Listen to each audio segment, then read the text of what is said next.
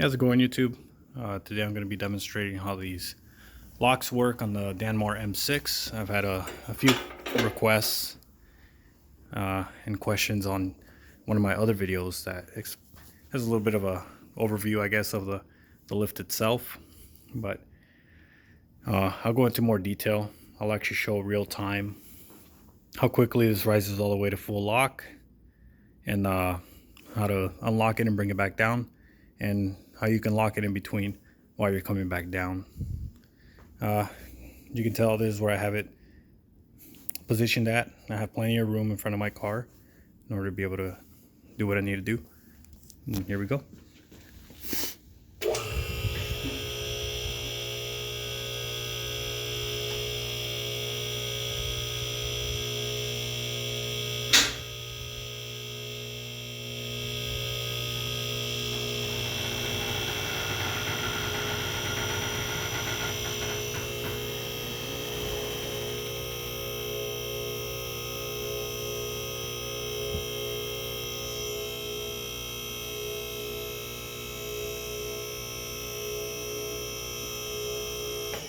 And now that I'm a few inches off the air, I want to come around and make sure that I'm in a good location. I like going around, just visually inspecting, just my preference. I'll shake the car a little bit, make sure it doesn't fall off the lift. That's the last thing that I would want to happen to me or anybody.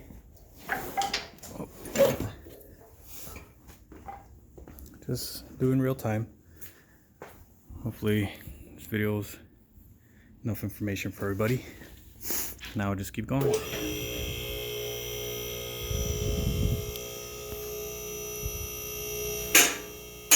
There's a first lock.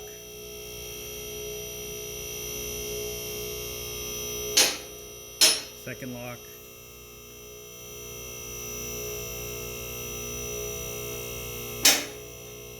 Third lock.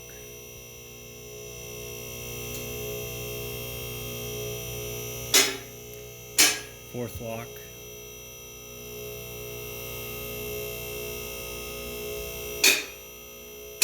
Fifth lock.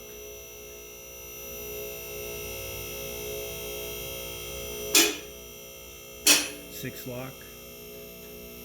And I believe there's one more. Number 7.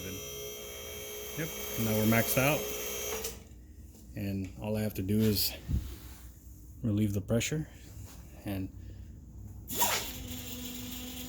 it's on its first lock. As you can tell, this should be pretty securely locked in here. Can't move it. This is the actual lock, and there are, as you can tell here, there are little sections that are welded onto the actual stabilizer itself. You can tell the locks where they're at. As you saw me count, there's 7 of them all together. In order to release it, what I'm going to do next is go up off the locks, and all I have to do is lift this up on both sides, and I'll be able to come down. And I'll go ahead and demonstrate that now. So I'm going to go up off the locks. Now I'm going to come around and just lift up. That one's unlocked. I'll come right to the other side. And now that one's locked.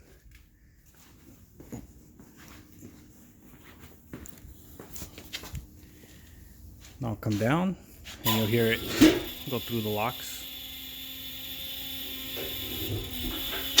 There's 1, 2,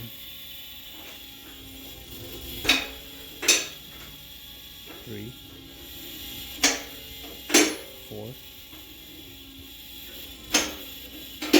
5. And now what I'll do is I'll come back up and lock it on the last position.